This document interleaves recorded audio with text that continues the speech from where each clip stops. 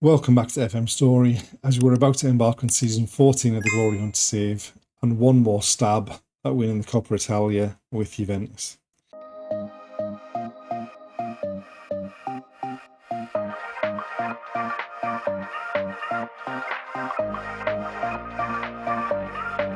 We've had an interesting summer transfer window.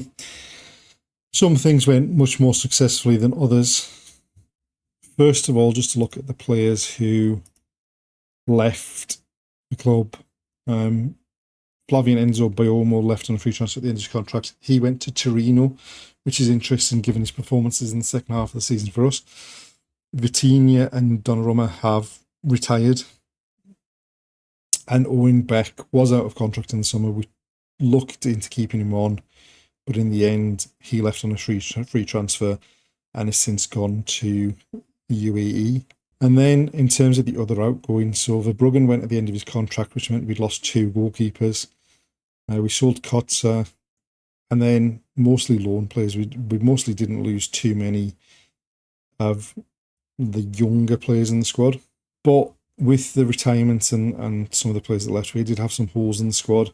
First signing was Edgar Gutierrez, attacking midfielder, can play in the centre of midfield. Probably we're going to try and play him in that centre of midfield. Mexican international, 23 years old. Seemed to be a bit of a bargain for just over 8 million. And this was where our main issue in the transfer window developed, in that Edgar Gutierrez is a non-EU player, so took up our non-EU slot for this coming season. We then went and signed some players on free transfer. So the first of these was Andres Ortiz, who was at Real Madrid, has Spanish second nationality, Ecuadorian international, 24 goals in 47 caps. Just another centre forward that we can try and get some goals from. We then added Pascal Jacques, who is not the best technically, but has some really decent mentals and hopefully can just be an extra presence at the back if we need him. And then where the issue started, we signed Chris Bott, who is a Saudi international goalkeeper, on a free transfer, but then found that we could not register him, so he's immediately gone out on loan. We then signed Daniele Vanini, who can play in the centre of defence, can play left back, can play left wing back if we're going to play three at the back. From Man City, Italian, so fits into the homegrown side of things from his time where he started at Inter.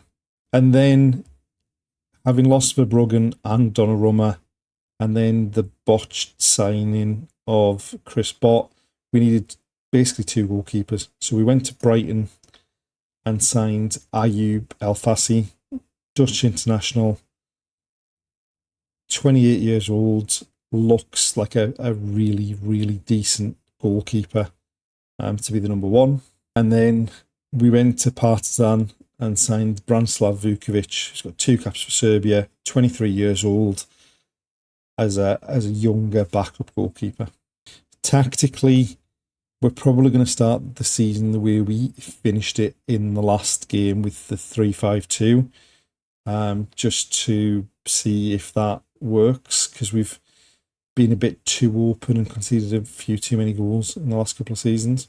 And then looking at the season preview, we've actually dropped down the pecking order. We're now predicted to finish 5th in this season. We've only got Lodovics in the Media Dream 11. We do have an interesting start to the season. So we start away from home at Genoa, but then we've got, in the next 6 games, we've got Roma, Milan, Inter and Napoli. Once we get to the end of September, we've got a pretty decent run of games on paper until we get into January and we get the Roma, Milan, Inter, Napoli in February again. So as long as we can come through the first couple of months okay, we can hopefully kick on in the league. As with the previous 2 seasons, the one aim with Juve this season is the Coppa Italia. The sooner we win the Coppa Italia, the sooner we get out of Italy and find a club in the Europa League that we can try and win that with to end the save, the better.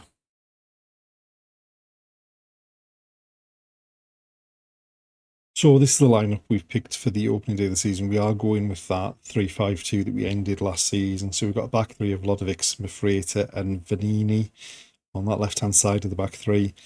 We've got Shablas at left wing back, Varga at right wing back with Serie in front of the back three, Binch and Gutierrez in front of him, and Schlüsselberg and Kusiasare up front, going up against a 4-4-2. It's just Serie now with the ball. Finds Binch onto Gutierrez. Kusiasare, the Shablas bombing forward from the left, cross to the back post. Schlüsselberg's header straight at the keeper though, but that was a very positive start from us there. The keeper goes long. It's won by Vanini. Gonzalez goes forwards. Now they're in behind. And in the opening 2 minutes, both sides could have been 1-up. And they probably should have been given that chance. Right, since that rather interesting opening couple of minutes, it is really quieting down. Free kick for us, so Gutierrez down the line for Shablas. Into the box to Lodovic. Gutierrez into Varga. The keeper's turned it onto the post. Still alive though. Now they've cleared it again. And there we are, half-time 0-0. The formation certainly seems to be working in terms of the chances we're creating, although we haven't seen all of those. And we're dominating possession. We just need to take one of these chances and get ourselves in front. Not the best of signs that Gutierrez has gone off injured on his debut there. We've brought Moretti on in his place. Right, free kick for them. We've got a head on it, but it's still, they're going to pick up the loose ball.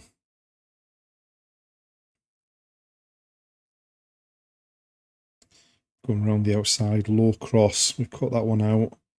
They've got it on the edge of the box. And they've hit the woodwork again. Right, we've made a couple of changes, brought some more fresh legs on. They've got a free kick though on the edge of the box. Araujo to take it. Over the wall. Off the woodwork again, and we are riding our luck a bit here. Right, a throw for them in their half. Moretti wins it back. Finds Mafreta into Serie. Looks for Moretti. It goes through to Andres Ortiz. On his debut, he's got us in front. And we've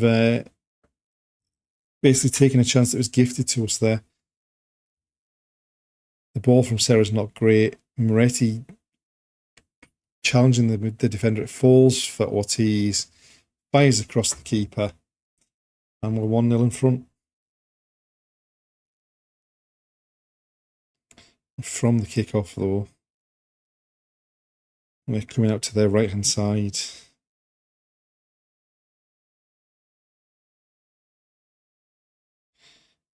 Ortiz wins it back. Moretti has it now. Back to Vanini on the right, on the left. Moretti falls from Moretti in the box. He toe pokes it, but straight at the keeper.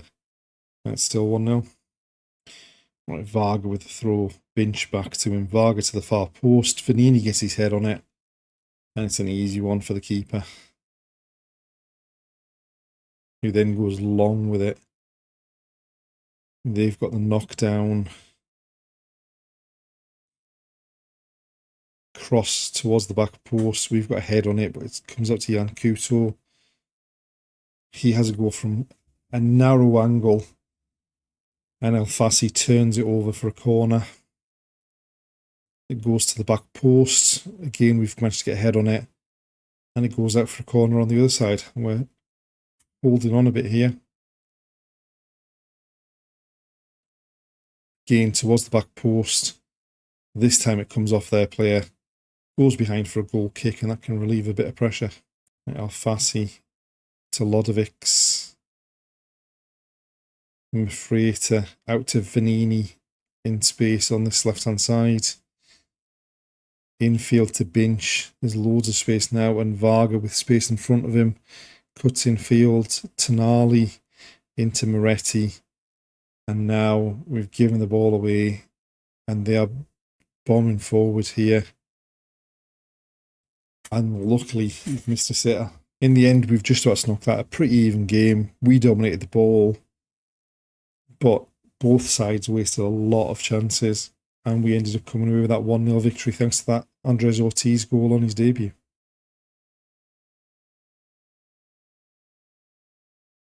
We're now at the end of September, and we've had a pretty good start to the season so far.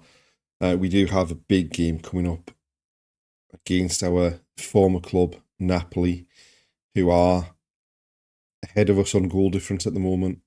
We did do quite a bit of business on deadline day. We ended up selling Lucas Serra to Bayern for up to 77 million. We sold Troels Poulsen to Aston Villa for up to 43 million. Poulsen, with the way we've changed the formation to the 3-5-2, wasn't going to get himself into the team. So that was a no-brainer to move on. Lucas Serra hadn't had the best of starts of the season, given the money involved. It was a pretty easy decision to move him on. And then we went and signed 2 experienced defensive midfielders and a wing back because we have no cover. We had no cover for Joseph Varga. Firstly, we went to Napoli and brought in Christos Zafiris, who was a key player for us at Napoli, getting on a bit. 33 years old, not got the best physicals now, but those mentals and technicals can still do a job. We then went to Empoli and picked up Nicolo Ravella.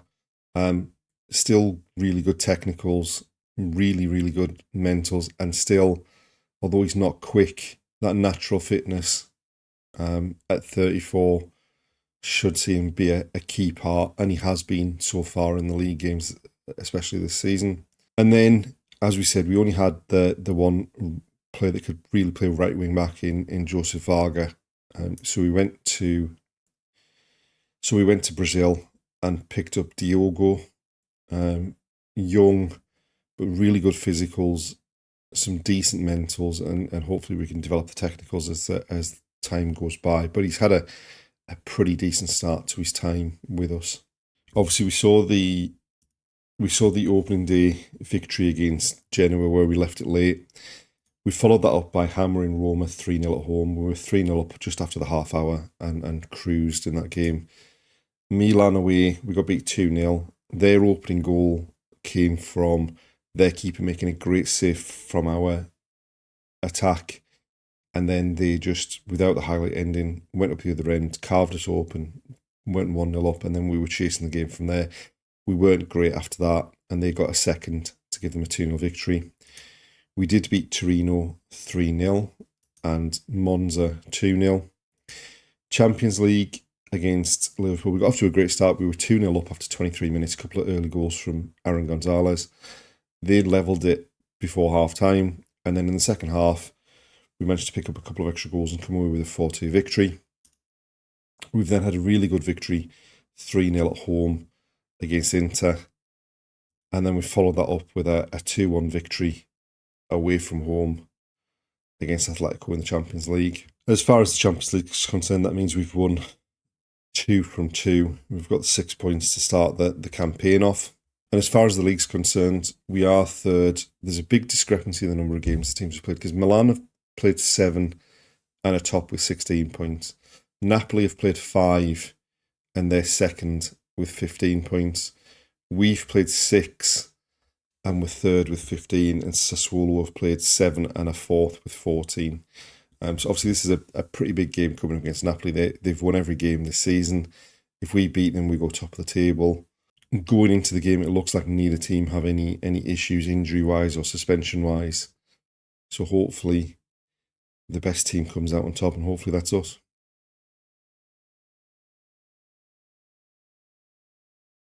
Right, so this is the team we've gone with, the home game against Napoli. Hopefully home advantage plays to our strength here, and we come away with the 3 points. So they've gone 4-3-3. We've gone with the 3-5-2 that we have been playing.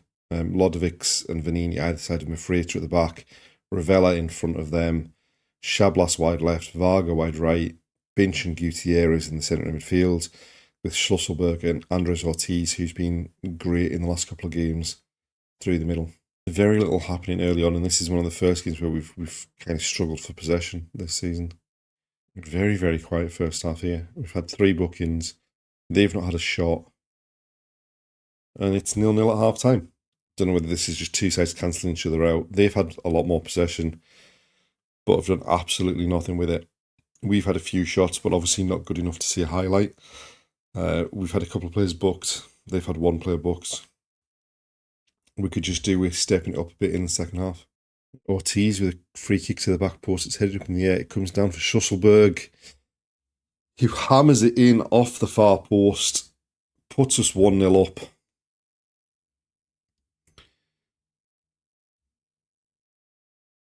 It's a deep free kick, aiming towards the back post. It's headed up in the air. Schusselberg takes a touch and then just fires it across the goal, and it bounces in off that far post. Right, with some late changes, just to bring some fresh legs on to try and hold on here. But they're bringing forward. Seferis wins it back against his former club. Goes back to Mafreta.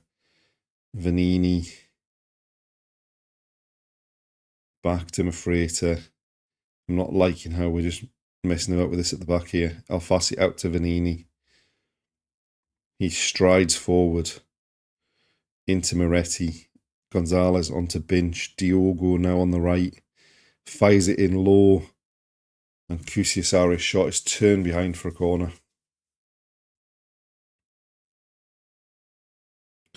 Moretti to take the corner.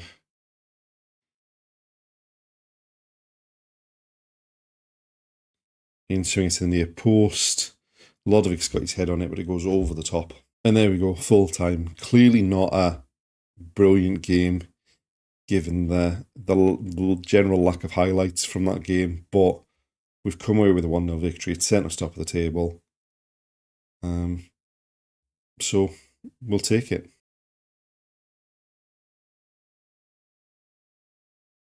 And there we are, the end of another episode. Season 14 of this Glory Hunt Saves got underway really, really well. Top of the table with 6 wins from 7 games. We've won both games in the Champions League. And given how on paper that start to the league season looked pretty tough, I mean, we've obviously lost to Milan, but we've beaten Inter, we've beaten Roma, we've beaten Napoli. Looking ahead the next couple of months, certainly from a league point of view, it looks a lot more straightforward. So hopefully we can put a good run forward in those couple of months, so that when the Coppa Italia comes around later in the season, we're in good form going into it, so that we can hopefully go a couple of steps better than we did last season and lift the trophy this season. Join us next time to see if we can keep this good run of form going. Thanks for watching, and we'll see you then.